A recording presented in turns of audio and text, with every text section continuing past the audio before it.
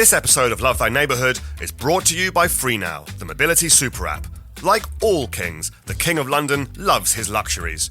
After a long day of editing the best magazine in the world, I long for creature comforts. I'm talking Xi'an impressions for dinner, MasterChef The Professionals on the telly, and best of all, staying out of the cold by booking myself a black cab all the way home via the FreeNow app. What can I say? The king likes his treaties. Feel free now.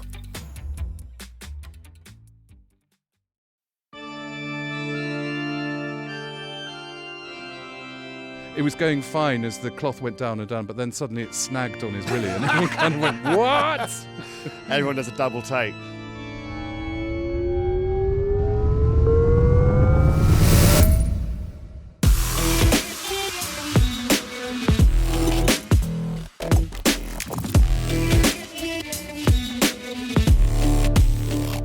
Good afternoon, good evening, good whatever. My name's Joe Macketich, the big dog at Time Out London, and you're listening to Love Thy Neighbourhood, Winter Moon, the podcast in which someone with a modicum of decorum and a dash of flash shows me, a benighted mudman, around part of London that means a lot to them as I dash across the road to avoid being hit by a bus.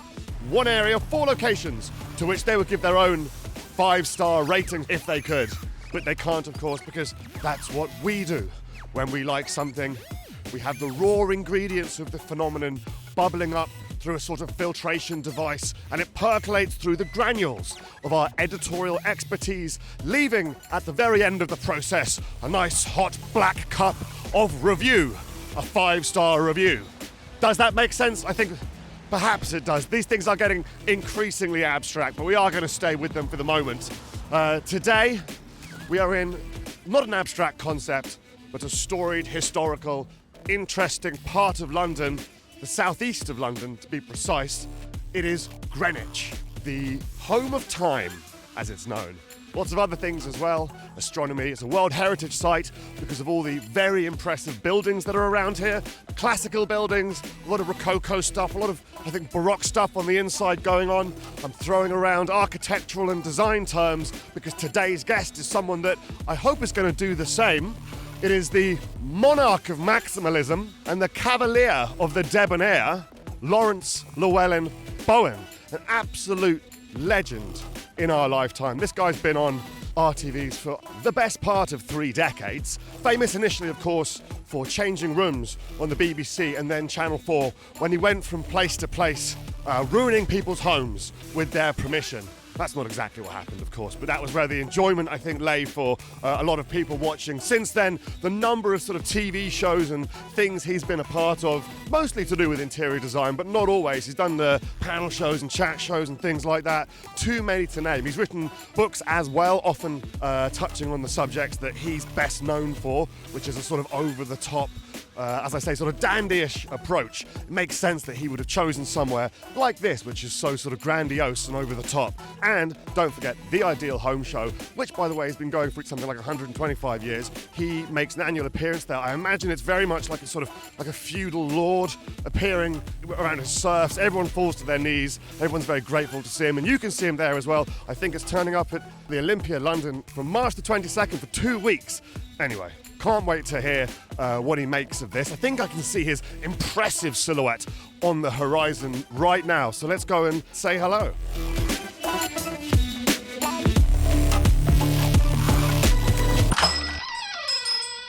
Laurence Llewelyn-Bowen, where are we and why have you brought me here?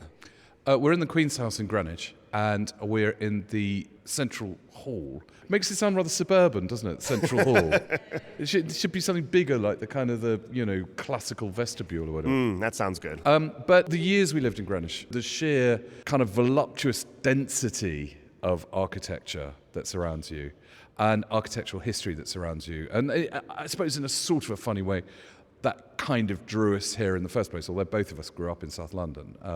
But just the idea of being able to have an incredibly casual relationship with the most extraordinary architecture, and the Queen's House obviously is the kind of the architectural jewel box in the middle of it all. It's very impressive. I'd like to make an admission right off the bat, which is despite being the editor of Time Out London, I think Greenwich is the area I know almost nothing about. This is inconceivable to me because, actually London is Greenwich. Greenwich is where the Romans kind of started London. It's the first bit of London that anybody ever got to. It's where London really kind of has its ta-da moment. We were very lucky when we were living in Greenwich. We had a very pretty, very early Victorian house, a little bit up the hill, with a flat roof, which meant that we, in a very kind of Saltburn-esque way, could spend drunken Sunday afternoons with too much gin looking down on London. And you can see right the way down the river. You could see the Tower of London. You could see St Paul's Cathedral. That, to me, always was one of the real moments of mise en scène, when you've got London laid out as if it was some kind of stage theatrical extravaganza. But the thing that I think makes Greenwich so ridiculously and extraordinarily unusual is the fact that, for a start, it's all here in a way that you often don't get in London, and you certainly don't get in other international cities. When you say it's all here, what do you mean? All of it. So the bits that have been really important are not in any way kind of compromised. Even somewhere like this, the Queen's House, which has a kind of crazy little story. It was built by Inigo Jones in the 1620s. And the thing that I think people forget is that this is the first real moment where classical architecture came back to Britain since the Romans. So no one had actually built like this for, knocking on for 2,000 years. No, and it's not an architectural style you see a huge amount of throughout London, especially on buildings from, was it the 1600s, Inigo Jones. On this podcast, we've talked about Nash quite a lot, which is obviously later, that's Regency. So it's quite refreshing to be in a place where the buildings are just that much older. Well, but it's not just the building, and I think this is what's so crazy, because you go to a lot of places and they've really looked after the building, but it's the context. So it's plonked right in the middle of Greenwich Park. We're now looking out across the river. We can see the Naval College and we can see Canary Wharf. Laurence is gesturing at the window with his umbrella, which also has a sort of jester skull at the back. Is that right? It's a self-portrait. Oh, yeah, it's Mephistopheles, I think. Mephistopheles, yeah. That's the one. But when this place was built, all that down there was Greenwich Palace. And the idea was that, it was sort of rambling and ramshackle and rather old-fashioned. James I and his missus wanted something much more elegant and much more grand designs. They wanted something very up-to-date. And this is why you get this incredibly up-to-date piece of classical architecture that's, a little bit away from the main palace. But they did a load of weird stuff. I mean, this is built over the main road. That kind of archway we just came through, that was the main road to London. Really? I mean, why do that? Why not just move it a couple of feet that way or a couple of feet that way and let the road run beside you?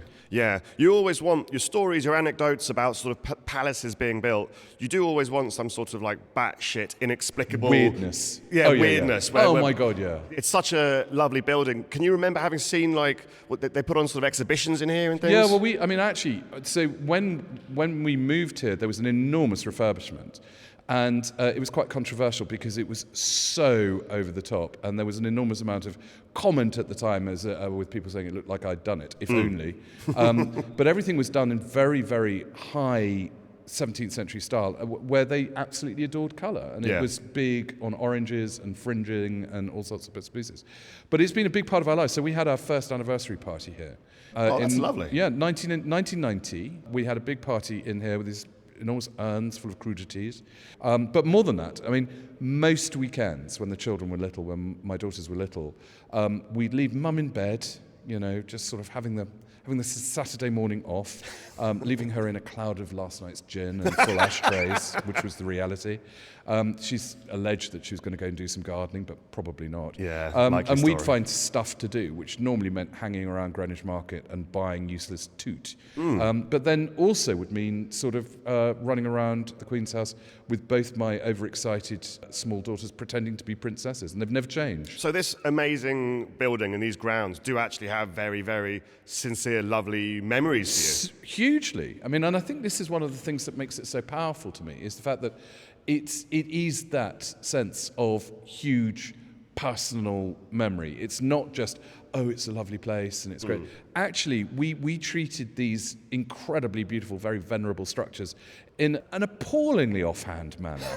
Ridiculously as if we owned them. I mean, in a level of entitlement that I think would shock anyone. Although it's there for the public to enjoy. But this is what I love about it. This is exactly it. Yes. That actually we are quite lucky where we live because all the big stuff we actually own. It's not like France or Russia or Italy where actually posh people claw back their magnificence. The majority of the magnificence that we've got has always been shared. Yeah. And actually, when we first moved here, the Naval College was still a Naval College. It was still Ministry of Defence. It was closed off.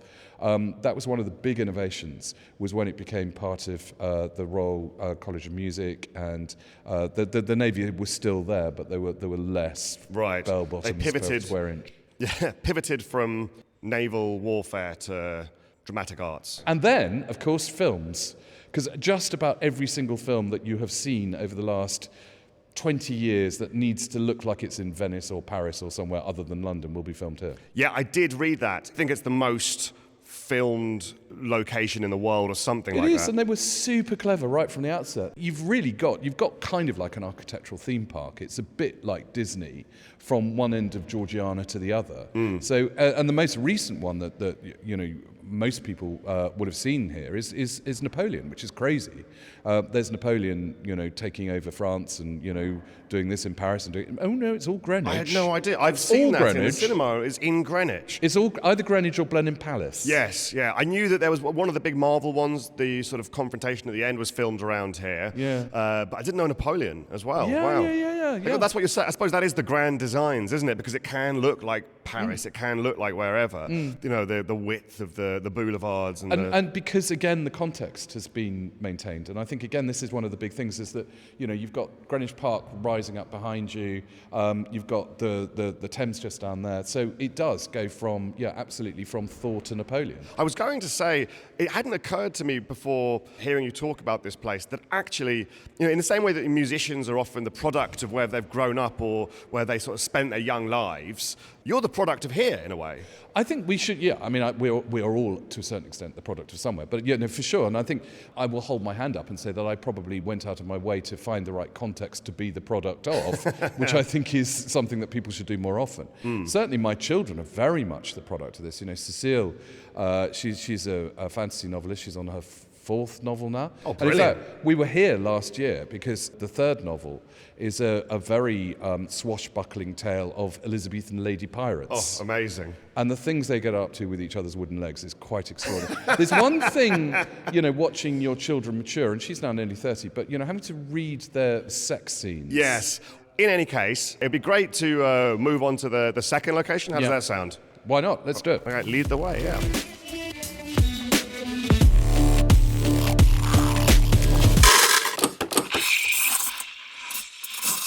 We've come out into Greenwich Park now. We're making our way across these immaculate lawns and paths to our second location.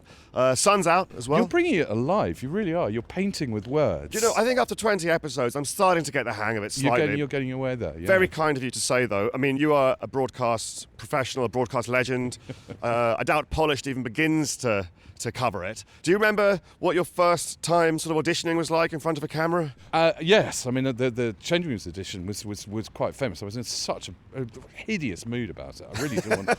I can remember talking to my mother saying, the BBC want me to try it for a television programme. And she literally said, I don't think television is very gentlemanly. Possibly not. Yes. And it only happened because Jackie was terribly famous. Mrs. Llewelyn-Bowen was the first ever wedding organiser in the UK. Oh. And she had her own slot on Richard and Judy and all that kind of thing. And the BBC were planning a show about interiors. And it was only because she was in semi-retirement with Cecile, our first child, that her agent even thought to ring me. So I was sort of shuffled off to the BBC, told to make over some dreadful bit of IKEA. Yeah. Got back in the car and thought, well, that's that. And the next day, literally, they rang me up and said, well, that was just appalling. You were snooty, you were opinionated. Your name is ridiculous. No one will ever be able to remember it. And you look so foolish wearing leather and velvet. And you're perfect. Can you start on Monday? Oh, right, yeah. And then So there we are. presumably you then spent however many years, 10 30 years trying to get out of it. 30 years trying to be sacked. Yeah. And the weird thing is that the more outrageous you become, the less interested they are in retiring you. You know, what it would sadly take is for you to turn up in some sort of like very flat brown corduroy. Exactly. I mean, one of the things I promised myself right at the very beginning was that if I was going to go on television, if I was going to do this, I would never do anything boring. Right. And that I would always try and convince myself that if it stopped, I would never have a problem with it. And it's a bit like in the ancient Roman triumphs where Caesar's on a triumphal chariot, but there's a slave standing behind him whispering in his ear, "Remember, you're only human." Yes. And I always play that game of if it stopped, if nobody knew who the hell I am, if I was never on television again, it would not be a bad thing at all. And I still feel that. We've just walked into the grounds of, this is what, the Naval College? This is the Naval College. So Look at that. this is one of the kinkiest things in the history of British architecture, because you get a series of kings, but starting with Charles II, who want to create something as big as Louis XIV did at Versailles. So they want an enormous, enormous palace. But no one even thinks to build it for them. No. What they end up doing is building this incredible Baroque sensation for disabled seamen. So this is literally the grandest place that you could ever put Jack Tar, who's retired from the sea. There's a sort of a ridiculous, weird camp democracy to it. How much of it do you think is also to do with, you know, it being the Reformation? You know, the royalty's been exiled for so long, Yeah. not in power. Charles II gets to come back. He's had a lot of time to think of mad schemes and monuments and things like Yeah. that, and he just goes, let's fucking go. I think there's a lot to do with that, and I think also the fact that he lived for whatever it was, 15, 18 years in complete penury. You know, Yes. so a total mortal, meant that when he became king, he was damn cool. Yes, You know, yeah. he was damn fun. And I know I say that because obviously I pass a very, very striking resemblance to him. But he just really knew his onions. Yeah. Do you think maybe every future king or queen should be kind of exiled for seasoning? You know what I mean? They would come back to power with like a little face tattoo. Yeah. Or Sent to work in Tesco's for a year and see what happens. All right. Oh, we have just arrived. We have. Ta-da. Outside of our second location. Do you want to say where we are? We're going into the Painted Hall, which is at the centre of one of the big blocks of the Naval College. So this whole place was created in two enormous chunks, so it didn't obscure the view of the tiny little Queen's House, which we've just been in. But this is probably one of the only, like, seriously, oh my God, swirling, Baroque, take your breath away spaces that we've got in this country, let alone London. Certainly about the only place that, you know, any Tom, Dick, Harry or Harriet can just wander off the street and, you know, have access to. Well, let's have access to it. Let's have at it. So we're coming up from the undercroft, from the underneath. Actually, if you were grand, you would have come straight up the staircase. And in a slightly weird way, you never come in right in the middle. You come in from the side. Oh, yeah. So you're not really prepared until you then turn the corner. Whoa. I know, right? That is quite unbelievable. And we're also here in the middle of the day, in the week, so it's very, very empty. And it is cathedral-sized. Yeah. There is Rococo touches on everything. I'm going to take you up there. It's actually Baroque. Rococo was a generation later. I've really shown my ass there. That's fine. It's coming from the same songbook. I knew I could last about 7 seconds discussing what I could see in front of me before I put my foot in it. Well, I have to say the wow said it all. I mean, if someone's looking for a way of selling this space, the wow was great. It is, but it is such a wow, isn't it? It is extraordinary. So, I mean, I couldn't even begin to tell you how high it is, but I mean, it's a great barn of a space, which is completely covered in undulating, cavorting gods, goddesses, personifications. There's sort of a rather steamy, scant bit of architecture trying to hold it all together. And then the walls have a load of columns, all of which are painted in Tremoloy. So, I mean, it's a nice, cheap changing rooms job. It's basically Artex and MDF for the 1680s. None of it was really properly carved. But it literally is just a canteen. I mean, this was created as a canteen for sailors. And of course, the thing was, at the time, the country was unbelievably overexcited about its navy. Yeah. You know, this is the beginning of the whole empire thing, the trade. Well, in fact, less about empire, it's more about trade. We were suddenly getting very, very wealthy. And everybody was suddenly getting a lot wealthier than anywhere else in Europe. So it wasn't just the rich people, it was the middle classes and the lower middle classes. Everybody was sort of sharing in this. So this is an expression of this bounty. And in the way that, you know, things worked in the 17th century, absolutely all of that communication is done through nudity. Yes, the best and kind of fluttering communication. fabric. And yet you try and do that in 2024 and you find yourself in the Everyone's HR judgy. department. I know, they're really judgy about it. There's a funny kind of weirdness here as well. You know, so you've got these elderly sailors missing bits, sitting underneath all these absolute paragons of nubile incarnation. I don't know whether they're kind of having their noses rubbed. Should they still have a nose, whether their nose is being rubbed into it? That's syphilis. Yeah. But also, I mean, of course, if you're being quite donnish, it's a great cross-section through royal history, because it starts with Charles II, goes into James, and then you start getting the Georges down the end there, who basically, since they were around when it was finished, they were the ones that, you know, got the round of applause. And they got to paint themselves onto the wall at the end. They did. It's almost like a sort of generational game of musical chairs. It is. And every time the music stops, everyone sort of dies. Do you know, that's an incredibly good way of putting it, because I think what happened when Thornhill was painting it, and he took a very long time to do it. I think basically, you know, your billing changed. So, you know, the deader you were, the further up the ceiling you went. Sure. So by the time you get to George I, who's the one that's actually on the throne, he is centre stage, literally. He won the game of musical chairs. So did. The music stopped and musical he was alive. Thrones, and musical there he thrones, was. very much. The other thing that I think is lovely about this place, though, is the fact that they've got these beds, they've got these kind of upholstered divans, which, you know, you're encouraged to lie on so you can see the ceiling.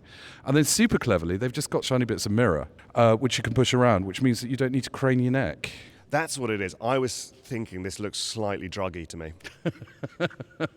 I know that's not. There is something quite kind of 1970s coffee table about it. There is, yeah. Because it's quite smoked. It is. There's something a bit Hefner, bit Playboy Mansion. A touch of the Hefner. But you see, that's exactly what I do in this room. That's what this room needs. It needs some lava lamps, and it needs some, you know, shag pile carpet, I think. It needs to feel a little bit more human. If you were given free reign, it was a TV series where you are allowed to basically spend 2 weeks changing this, adding things to it, and you won't be taken to prison, what would you do?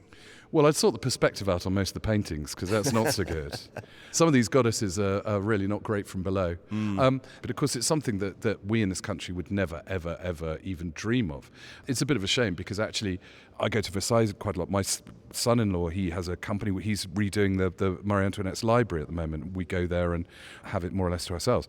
And at Versailles, a space like this, they would replace the floor with a metal herringbone or something. There's a real kind of sense of confrontational contemporary design sitting next to this kind of Baroque delight. And it's not seen as sacrilege. No. It's seen as an evolution. We find that very difficult in this country. We can't ever confront that idea that actually the ultra-contemporary has a relationship with, you know, ultra-tradition. We want to keep them completely separate. We do. One of them is the museum and one of them is the home, and then, never the twain. And I think in a way that's one of the slight shames about Greenwich these days, is that the modernity of Greenwich and things like the views of Canary Wharf from Greenwich, that's all so incredibly, achingly contemporary. Right. You know, and alongside things that are now so unbelievably wrapped up in you know, heritage wadding, there's absolutely no conversation between the two. And anywhere else, there would be that conversation. You think of the Louvre, you think of the glass pyramid, right? The Ampey pyramid in the Louvre. That's a perfect example. There's absolutely no compromise, and they work together because they're both incredible, big, juicy, chewy bits of architecture. But can you imagine what, you know, the Daily Mail, for example, would say if someone sort of put up an enormous chrome ball outside of Big Ben? Yeah. That would keep them going for months. Well, what you don't want to do is put 2 balls either side of Big Ben, because that would be sending a very specific message, I think. But now you've put that thought in I know, my head. you can never get rid of it, It's going to be there forever. I might make use of one of these wonderful... I'm just going to lie back and look up at the ceiling. Why don't you recline and I'll peel some grapes for you? Oh my God, that would be amazing. I'll fan you with my umbrella. This is what it's all about, isn't it? Yeah, looking straight absolutely. up. I love the idea that actually this was a very useful space. It was a very practical space. It was a cafeteria. Here we are in awe. You're so in awe, you're actually lying down. you're supine in Yes. your inordness. But actually, I love the idea of it being treated as a very kind of informal experience. And certainly, again, as I say, when we lived in Greenwich, this is one of the things I loved the most, was that my daughters grew up with this just being something that we did, on a Saturday afternoon, and then went and shopped for Barbies. There was no kind of august moment of, are we going to the paint? And it was terribly sweet. They got to know all of the warders, and, there was always this sort of conversation going on about, isn't it lovely living next door to it? But I'm sure as well, your daughter would have just sort of thought of all of this as quite normal because she got to sort of run through it. And Sadly, yes. But no, but it's lovely because like via osmosis, that's going to turn up in her writing. Well, I think this is it. I think it does. And I think that actually one of the things that we as parents and now as a grandparent, I'm very, very keen on giving my descendants that sense of culture through osmosis. I think one of the things I think we do quite badly in this country is that we put culture on a very inaccessible pedestal.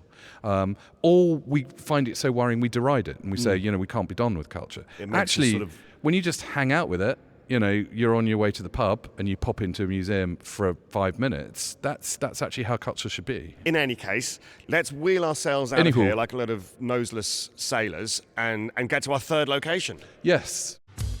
As the editor of Time Out, I don't have time for romantic relationships or even meaningful friendships. The one true love of my life is and will always be the great city of London. Every day is a waiting game until I can get out there and be with my grimy, smog-charred beloved again. And traffic needn't keep us apart. Via the magic of Free Now, I can order a black cab, meaning I'm cruising along to my destination via the bus lane and being rewarded with a handsome Guinness on my timely arrival. That's right, I was going to the pub. Taxis and more at the tap of an app. Feel free now. I actually saw you on a magazine cover, and I think the cover I saw you on might have been better than any cover I've ever produced. I think it was at Cotswold Living or something. Cotswold Life, yeah, no, Cotswold Life. Yes. My big stories at the moment is I've gone back to painting. I trained as a fine artist. Right. I left college in 1984, and sort of weirdly, I became an Orange television celebrity. I kind of went through the wrong door, and it was at the beginning of last year, because television is an absolute crisis. The commissioning system is shot at the moment. So I hear. And I didn't really have much to do, so I thought, I'll try painting, and I started painting. And it kind of went quite well. It went better than it had done for, ever since I last painted in 1984. It clicked. It did. So I rang a couple of local galleries and said, would you like an exhibition? Which we did. It was incredibly successful. But yes, Cotswold Life did this incredibly heroic image of me. It's like nothing against I've ever one seen. of my paintings. It's beautifully lit, and the painting takes up the entire backdrop, so it sort of looks like you're in the painting, which, as far as I can remember, is like a fantastical garden. Yeah. And then there's like I think the cover line is something like "The Darkest Secrets" or something like that. It's just one of those moments where it all sort of falls in place, and all the PRs in the world could never contrive it. No. All the kind of graphic designers in the world could never. It was literally, I was sitting in that chair, someone took a camera out, yes. We did the interview, and there it was. I feel like unintentionally they might have stumbled across the most powerful image to have ever been created, and they don't know quite how they've done it. But I really do urge anyone listening to seek this cover out. It's a new genre. It's basically elderly Cotswold gentleman porn. It does you can have conceive of such an idea. There is a strong sexual energy to it. Yeah. I'm not going to deny that. It's like that moment when Mr. Darcy came out of the lake in his wet shirt, but it's me sitting there in a pair of pyjama trousers. It's much more cosy. There's something as well about the fact that I think you've created the backdrop. It's like you are in the world that you've created. We have just walked into our vibrant third location. Do you want to say where we are? We're in Greenwich Market, and I have to say it's changed a lot since I was here. But this was always the beating heart of the Greenwich experience. It's all about street food and pop-ups, startups. I mean, I remember it a lot more for the crafts and creators. I mean, companies like Lush Design started here. Really? Yeah, no. I mean, over the years, it's spawned some, really, really cool stuff. If you've not been here, it's a covered market, quite big, and loads of stalls, loads of food. I see Venezuelan, I see a smash burger one. There's Portuguese treats. I mean, what is nice is that we've got little bits of antiques here, which that was always the big draw. Little knickety-knacks and tickety-tacks. So I can imagine you are someone who does attract knickknacks. Yeah, exactly. Like flies to shit, basically. We're trying to sort all of that out at the moment. But I mean, again, what's terribly funny is for years and years and years, the idea of having something old in your home was considered so déclassé. Yes. It all had to come pack flat from Scandinavia. But now there is a bit of an issue to all of this, that actually when you are spending £300-400 on a mass-produced wardrobe that's all cardboard and will end up as landfill, and yet you can spend half that on an antique that you buy at an auction, a Victorian piece, late Georgian piece, which is incredibly beautifully made. But you are actually just using up what's there. You're not, you're not actually commissioning stuff that, is pointlessly being produced for the sake of it. I always wanted to ask you this. Do you think there are actually these huge sea changes in taste, or do people's tastes roughly always stay the same? There will always be people who like maximalism in their great numbers, but all that happens is the media just decides to ignore them for a while and goes, this is what's cool, this is what's cool. That's a decent, crunchy question, because commercially, yes. I've been selling my brand for 30 years. There have been moments where, if you read magazines, I am absolutely anathema. Right. I have literally been excommunicated, and yet we have never stopped selling. Yeah. I've been selling purple swirly carpets for 30 years, even in the height of the Kelly Hoppen years, where we were all supposed to be very. Well, there you go. Exactly. It's almost you are. So what is interesting though? So aside from commerciality, fashion, trend, all of that kind of thing, where does that come from? And that is almost always to do with either sociology or economics. Okay. So one of the big things that happened to all of us was the whole lockdown thing. Lockdown changed the way that people saw their homes immeasurably. Suddenly they were literally locked in a space that up until that point they'd seen fleetingly after the pub and maybe for a couple of hours on a Sunday afternoon while they did their laundry. Suddenly those grey walls and those 3 pebbles from IKEA, the same poster that everyone's got, suddenly that wasn't you. Quite rightly, it wasn't you. So lockdown meant that people were trying to explore different ways of doing it. They were also bored. Yes. But they could get paint, they could get wallpaper, they could go up into the loft and get out Granny's china. And this is basically what spawned what people then called maximalism. Maximalism is such a wrong term because it really is just all about the fact it's not minimalism. But it is very interesting. I think we are on a pivot point in style terms, but possibly also social terms, away from this kind of obsession with believing that somehow modernity and technology is the right route and that actually moving forward is always the best thing to do.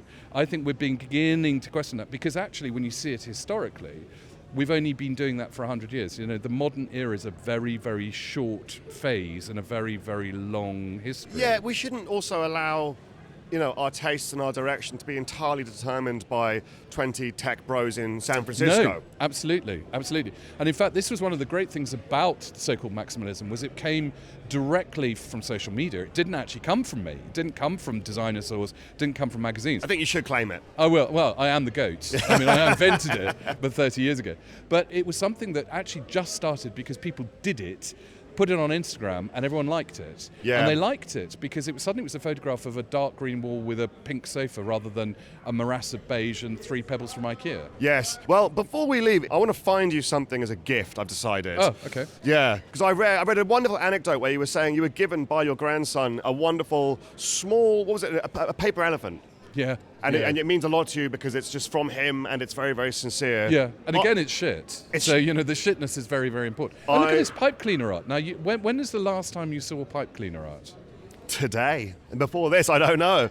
I was this year old when I saw pipe cleaner art. I'm going to get I'm in love with this. Yeah, I think this is quite you. What I love, so I'm now watching you, and I'm watching you. You're trying to maintain that distance and your kind of cold, flinty journalist's heart. Yeah. But actually, every atom of your being is kind of going, oh, It's I nice. love the soft little thing. I do, yeah. It's lovely. I love the bendiness of it.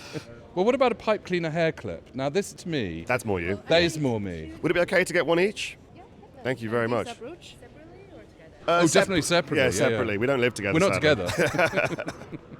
I know we'd make a great couple, but Yeah. we're not. What a thing it would be to be invited into, because I've got this mental image of your whole family in this sort of Cotswold home, all sort of lighting the fire. It's a bit kind of William Morris, but we're actually in the middle at the moment. It's just we enormous building work because we're dividing the house.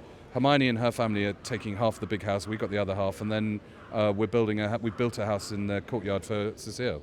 So we are Little Manor House on the Prairie. That sounds lovely.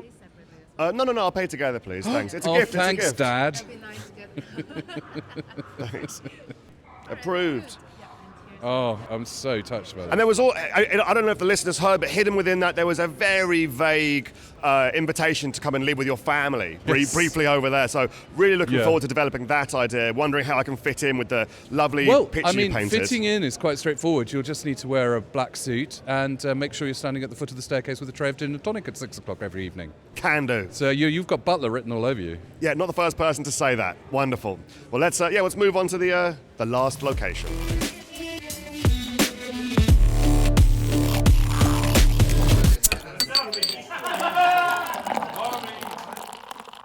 Oh, this is lovely. Now we're walking along the bank of the river. So we are, bang on the river, and again, I love its accessibility and the fact that you can theoretically go down and wade around and pick up Roman pipes and goodness knows what. Yeah. And also scrofula and possibly dysentery.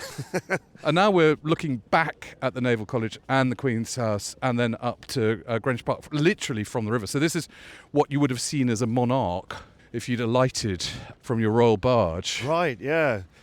We're just passing the Trafalgar Tavern, which is one of the oldest pubs in Greenwich. Oh, there and it it is is. literally, it's having a kind of a Union Jack-tasm. Yeah, well, there's a lot of Union Jack flags We've got Nelson's Packet, There's as Nelson. his statue is known. because of the bulge in his trousers. Because of the enormous bulge in his trousers. Yeah, I feel like, did he have a hand in that? Not literally. Well, except that's where his hand is.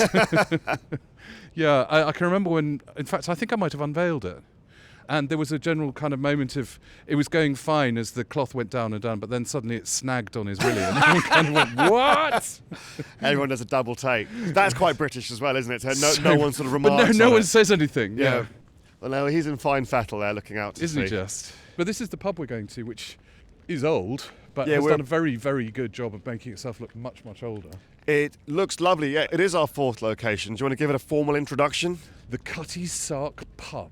Cutty Sark Pub. Which was established here in 1695. The building definitely doesn't come from 1695, but it's got the most incredibly, ridiculously Hollywood pirate-esque interior you'll ever meet. Oh, I can't wait. If you ever want to kind of hang out and be a pirate, this is the place to come, with a gorgeous view of the river. But sadly, completely ruined now by this very generic, boxy, mass-produced architecture that's springing up all up and down the river. Yeah, some of these are better than others, I would say. Yeah, I'm not I'll a give you fan of any of them really, but you see, Yeah. some seem to be they're sort of put up with a level of sort of Well, sympathy. they're getting better. I mean, those are actually quite old. I mean, some of the much more modern ones are, in fact, using a lot more brick, so they are kind of, natural materials. Yes, yeah. All of these old buildings here, the yellow stock is literally the soil that the building stands on. So, it is turned into clay. It is then baked. It becomes a brick.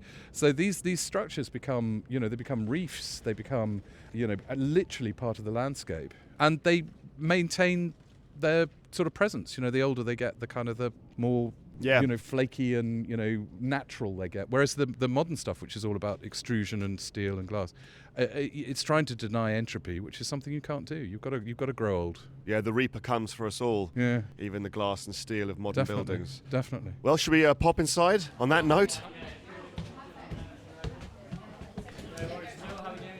Very well, thanks. We are, of course, we're sat now in a very old, wonderful pub. As you say, not as old as it actually is. It's sort No. of the foundations of it are older. What are your favourite things to see in a pub? Well, I think, pubs, just work so well when they look like pubs. In the Cotswolds, we're very, very, very constrained at the moment with pubs that are trying very hard to look like, Quaker meeting houses. That seems to be the look. It's kind of heritage minimalism, where you You're paint it there, though, greige. to warn against that? I know exactly what you're referring to. I do. Yeah. I turn up like someone with plague with a bell saying you're about to catch maximalism. Yeah. Beware. What would you do to the pubs then to drag them away from their kind of affected ponciness and towards something that you think's more honest? Do you know what? I love that, because actually I would make them poncy. Okay. I want to take them away from the fact that they're not poncy. It's comfort. I mean, it's we all remember that moment of, you go to your first pub and it's got a sticky carpet and it's got kind of red leather chairs and, it just is comfortable. It's kind of sonorous. You've got all the hops hanging from the ceiling. You feel sleepy. You feel as if you're in such an incredibly lovely, slumberous place. And now it's all about acoustic and slate floors tables and mismatched chairs with funny little shelves at the back to put your prayer book. Yeah, and then the food is so ridiculously complicated as well. Oh, yeah. I mean, don't get me started on the whole food thing. I think this year is the beginning of a fight back. Yeah, I mean, well, I think that generally speaking, the lunatics taking over the asylum on so many levels. Interior design is definitely one, but I think also just in terms of the things that they're enjoying, there was a sort of a strange inverted snobbery happening for a while, which sort of suggested that if things were rich and comfortable and opulent, people would think they were posh and wouldn't like them, which is so not true. Actually, one of the great things about Britain is that we've always owned, we the people have always owned the posh stuff. Yeah. We lend it to the knobs for them to be, to wear on, on outings. We lend it back to the monarch so that they could be seen in it. But fundamentally, we own it. So actually, the posh stuff is every bit as much ours as the boring workaday agrarian thing. When I was coming to meet you, I this thought entered my head of, I wonder how much Laurence hates Mary Kondo. But then, maybe you are chuckling, but then I thought, well, actually, Kondo's... she was delicious. Her modus operandi is to go, do you really love this thing? If so, keep it, I suppose. Which is the same as yours. It is, absolutely. I mean, I think... You just love a lot of things and she loves only a few. What she's selling, which I'm not, is control. Okay. So what she's saying is that, and this is, Stacey's Life Laundry and where everybody else is, all the organisers. They're saying, if you feel out of control in your world, controlling your world will make you feel better, which isn't the same thing at all, because it presupposes stuff like, you're going to be able to stand up against entropy, you're going to be able to, contrive things. Actually, I always feel that you surf it, you take what you have and you find the nice things to it, and yes, you create a conversation with it about the things that make it special to you, so you celebrate that, but what you don't try and do is you don't mix how your life looks with how your life feels, because actually they are two very separate things. Right. Don't create this pretense of having control by throwing away all your stuff. Well, it's that whole kind of thing, I can't be happy. I'll only be happy if I paint my bedroom lavender. You'll paint your bedroom lavender and you'll still be unhappy. I see. But you should still paint the bedroom lavender if you... Anywho. Yeah. Particularly if you use one of my paint ranges. It's marvellous. Of course. They'll get you closer to happiness. That is... And it puts shoes on my children's feet, often from Prada, which is nice. Well, at this stage in the process, we like to shift our focus away from this neighbourhood in particular and talk about London, beloved London as a whole. And I'm going to ask you about the things that you would give your own vaunted 5-star status to. Right. If you could. Apart from this wonderful pub in which we sit, what is your 5-star pint and where is it? I don't normally drink pints, so a pint of wine, I suppose, would do. It is a pint of wine. A pint of wine would be very nice. There is a very lovely wine merchant, wine cellar called Davies at the other end of Greenwich, which I did most of my early canoodling with Mrs. Llewelyn-Bowen back in the 80s in. Really? So there are all sorts of bits of our DNA. What was her favourite TMI, I would say? A bit too much information. Yeah. What is her sort of wine of choice? Both of us very sensibly just focus on quantity. Yes. The quality thing. Fine wine, all wine is fine. Okay. But you wouldn't steer yourself towards a particular part of the wine shop. I'm always drawn by the label. This will surprise nobody. But if there's a lovely, flashy, beautifully drawn label, I don't care what it tastes like, the label is good. Do you have a 5-star park in London? Oh, well, I'm going to give you Greenwich. I mean, Greenwich is a very, very lovely park, and it's got everything from Roman remains to Barbara Hepworth's. It's definitely a unique park. I think it is probably one of the most London-y parks. Yes. It's one of the few parks where you actually see London very clearly. I know you can do that from north of the river as well, but actually looking down the river like it's the beginning of EastEnders really feels as if it is very much part of the London experience. The Roman remains underneath it, that's also something that I think all of southeast London shares. Lots of Roman skeletons underground, which I said to you earlier was what I'd heard was the reason for there being no tube network. But you said no, it was because... They were too snobby. Too snobby. Yeah. I mean, there's a lot of that going on. I think the thing is that South Londoners have been trying to keep North Londoners at bay by talking about things like that. Because there was a whole thing about Blackheath and the plague pits. Yes. And the fact that it's called Blackheath because of that. It wasn't at all. It was a black guy called Keith. He started it and it was fine. That was it? That was it. Do you have a 5-star pizza from London? I'm so old. I can remember when Pizza Express opened in London for the first time ever. You are not the first person to pick Pizza Express. No, I can imagine, because there is something actually generically quite successful about it. Yes. And when I was a child, and this was about 1970, going to this modern foreign restaurant was very interesting, where they had spotlights and modern art. And pizza was a big thing, because my family was very un-European. We didn't travel at all. Holidays were going around very rainy castles in Wales. So there was something incredibly exotic to it. And I remember there was a string quartet playing jazz, and it all felt, my God, this is the 70s. Well, the guy who created it was like super into like trad jazz and stuff He was, like that. and he commissioned Edoardo Paolazzi to do the original design. So it was the first time that you had kind of pop art modernism, kind of postmodernism beginning to happen in London. And I remember being visually literate enough, probably at about 6, to think, wow, this does feel very different. Do you have a 5-star tube station?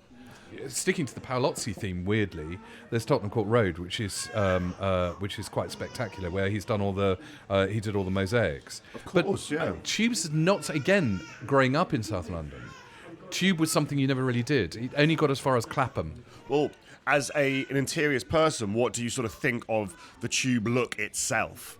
To me, that is where you are really celebrating what was modernity, because one of the things that the Tube Network did was it commissioned the height of modern architecture at the time. So it's not Art Deco. It's wrong to call it Art Deco, but it's that shift over into international modernism. Do you have a 5-star tourist attraction in London? I'll give you my 1-star tourist attraction. Please do. The Monument, which is the most frightening thing I've ever done. This is interesting. The previous episode, the person for their 5-star said the Monument. No. So you're giving it 1 star. Have they been in it? They do go into it a lot, it sounded like. Oh, it's just revolting. So you're going up and up and up and up on this spiral staircase, which you realise, to your horror, is getting narrower. And that is... Absolutely, that is like the Twilight Zone. Because, of course, columns have stasis, which means that they get thinner as they go up. Yeah. And you suddenly realise that your both shoulders are touching either side, and it's like being a cork stuck inside a bottle. Okay, so the Monument is your 1 star. 0 star tourist attraction. 0 star. Do you have a 5-star venue in London, and what have you seen in it that was wonderful? Theatre, cinema, anything really. Okay, well, I'm literally going to blow my own trumpet, which is incredible for a man of my age to be that flexible, that at 60 I can still get down there. But I designed the Criterion Theatre in Piccadilly when I was a lad. I was still in tights. It must have been probably about 1990. Wonderful. And it's never changed. And I remember the client, the lovely Sally Green, who owned that in Richmond Theatre and then went on to Old Vic and all that kind of, persuading her to do it pink rather than red. And it's still the thing that I love the most. And every now and again, we will go there, and it always has these sort of funny little bijou little things going on it, because it is a very small theatre. But it's the oldest surviving theatrical interior in London. So I felt very trusted at such a young age to do it. Do you have, finally, a 5-star city that's not London, and you can't say New York because that's cheating? Well, it's going to be Venice, because, Venice is probably somewhere I know as well as London, but also it's like Greenwich on steroids. Yes. There is all that slum and splendour, all of that beauty, all of that history, all of that plague, all of that prostitution, all of the wars, all of the dark alongside the light. Yeah. And it's just somewhere that you can wander around off your tits on Aperol Spritz. And not worry about trying to get an Uber. I've never been, and I desperately want to. Oh, you must. I have a horrible, illogical suspicion that one day we'll wake up and the news story will be Venice sinks forever or something like that. My theory is that it's the one place that won't go. That it's the one place that they will put an Eden project around, and it will be, kept in a bubble. But do go nowish is great. So this March-ish, time of year, perfect. early spring. Don't go again until December, and just go. Couple of recommendations for listeners. Don't do it cheap. Okay. Lavish. They're incredibly good at separating you from your money. So enjoy that process. Yeah. Applaud that. Just go around with pockets And go full of cash. smart. What they don't like is when you're wandering around, looking like a large primary school kid. Okay, In yeah. baggy shorts with a cap. Again, we're talking about Americans here, aren't we? Basically, yeah. Yeah, it sounds like it. What specific sites within Venice would you say are worth checking out? It is actually one of those places where you can literally not go anywhere and see everything just by walking to get a packet of fags or a cup of coffee. Oh my God. And it looks beautiful. And there's nothing you need to do. There's nothing you need to do. I always remember the Venice scenes from Brideshead Revisited. Yeah. So impressive to me for some reason. I don't know why. Because it's like, it is stunning, but it's also decrepit in quite a beautiful way. Absolutely. And the thing that makes it really weird is the fact that it was built deliberately in this incredibly inaccessible space. Yeah. And it never needed to defend itself. And the weird thing is, it's incredibly similar to Las Vegas. Both of them are created to strip you of your money. They're all about prostitution. They're all about gambling. They're all about, the effect. They're all about the ta-da. And they're about the fact that they happen in places where life cannot actually theoretically be sustained. Wow. I mean, that's a very, very deep reading of Venice. Very impressive. Thank you for sharing it with me. And thank you as well for sharing Greenwich with me today. I feel as if I've seduced you. Well, I think you had... As well as got a new butler. Yeah, you've got a new butler. I start on Monday, I think. We won't be there, or if we are, we're hiding behind the sofa.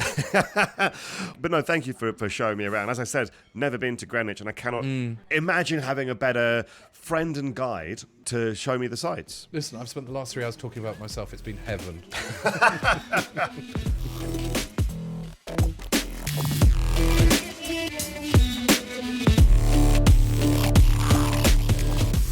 Well, that's the end of the Laurence Llewelyn-Bowen tour of Greenwich. What an absolute honour it was for me to have my entry into all of this, him.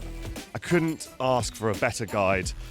He clearly loves this place. It's really sort of tied up in sort of personal memories and whatnot, and I've learned to love it too. As we walk now near the setting sun on the bank of the Thames, I can hear it lapping at my ankles like a playful Labrador. If you want to go and see him in person, the Ideal Home Show runs for 2 weeks from March the 22nd in the London Olympia. And he is also in or presenting, not sure, Outrageous Homes, which sounds like his kind of thing. People doing bizarre and hubristic things to their living arrangements with him involved in some way. So do check that out if you want to hear more from us. Love Thy Neighbourhood every Tuesday. Give us a 5-star rating. Give us a wonderful review. They all definitely help. And we will see you next week. But until then, do love thyself and love thy neighbourhood. Cheerio.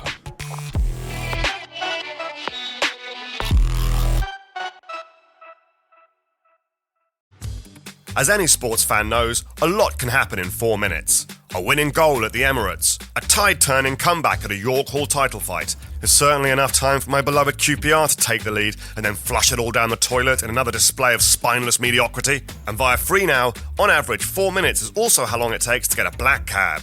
Who needs a 4-minute mile when you can jump in a 4-minute cab? Taxis and more at the tap of an app. Feel free now.